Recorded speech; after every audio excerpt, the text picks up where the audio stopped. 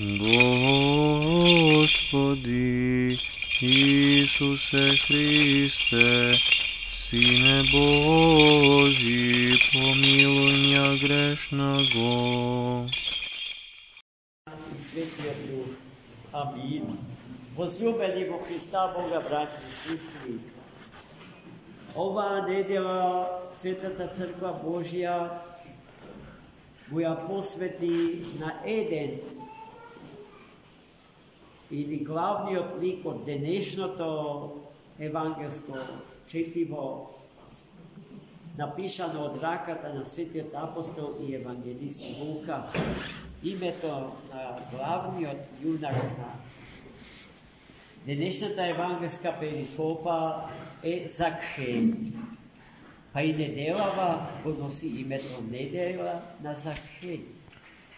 И оваа недела веќе не соочува со големиот празник на великиот пасхален пост, кој што веќе го чувствуваме во воздухот, како ни доаѓа. Од денеска натаму почнуваме да го дишиме. Од денес натаму почнуваат подготовките за подготвителните на недели, кои што ќе ни помогнат со радост и со лестина да влезиме во радоста од великиот великденски пост. Зошто се вика недела на Закхеј? Зошто Закхеј е толку важен во оваа недела од календарската црковна година? Затоа што се работи за една мощна интересна личност.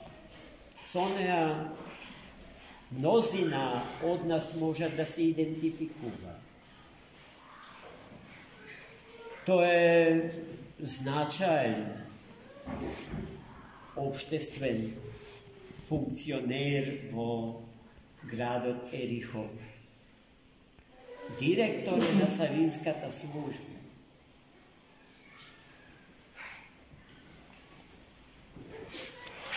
Царинските работници и тогаш, како и сега, не се најпопуларни меѓу народ. Бидејќи вршат служба која што е врзана за одано чување на робата, тука се случуваат разноразни финансиски трансакции, се и се што.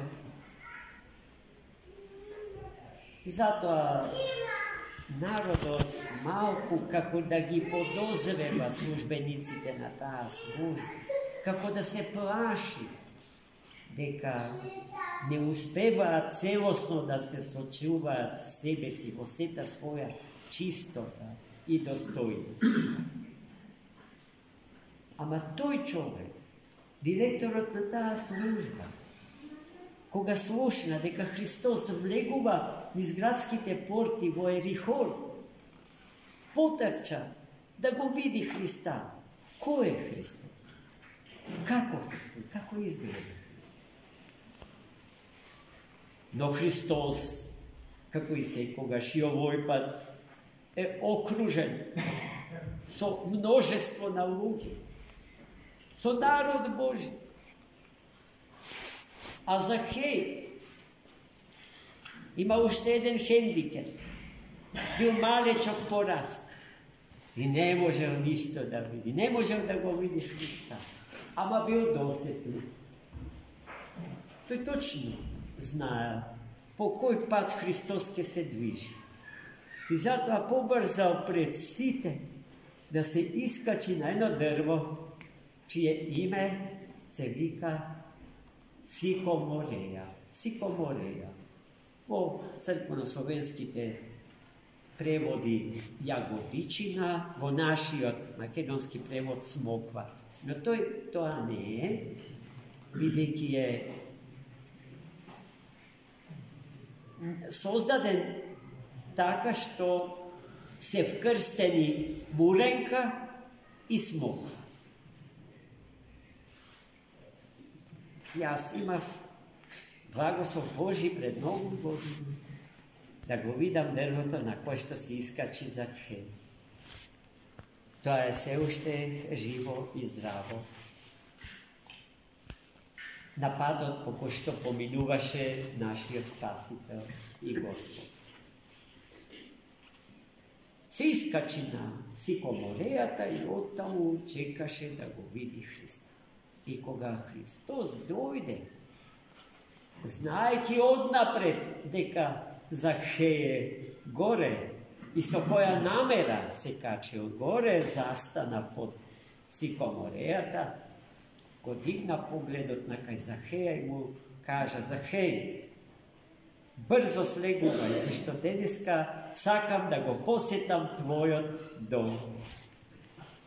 I Zakhej, vednaš se sivna od sikomorejata i mu se pridruži na Hrista, na pad, nakaj njegovijot semen dom. I dodeka ti je patuva nakaj doma, narodot počna da šuška, da ne gotuva.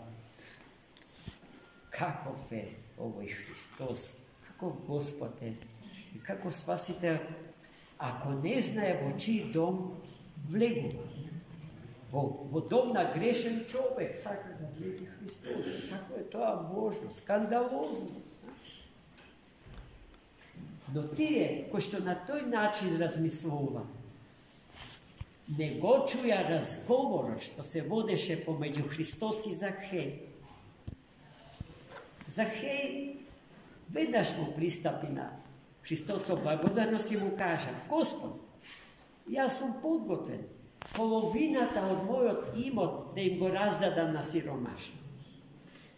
Ako nekomu nešto sam otkinao, podgoten sam 4-kratno da mu go nadoknadam.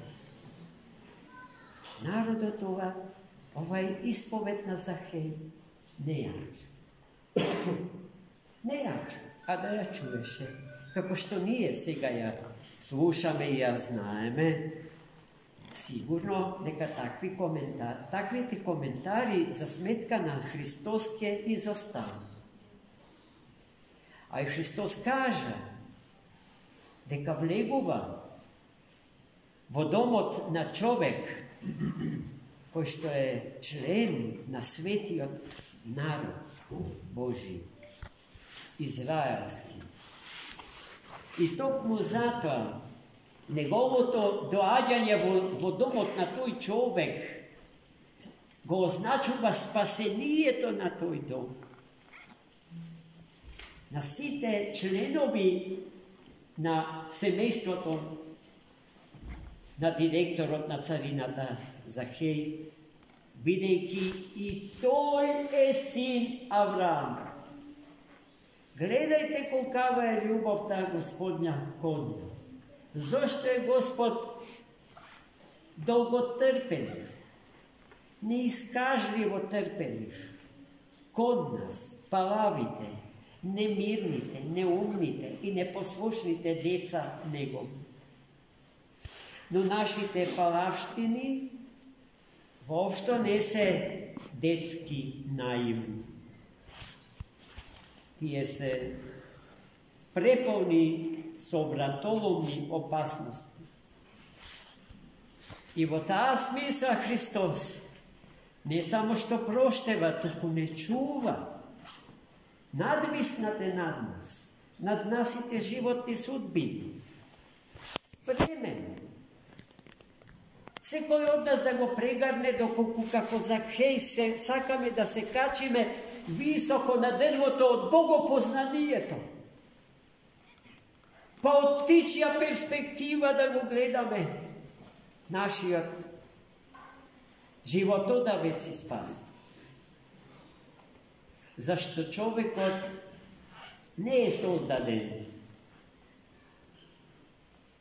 za smrt. Mnogo moderni, evropski filosofi, koji što živele bogoborno dobar del od svog života, na kraju od svog života, koga su zrejali,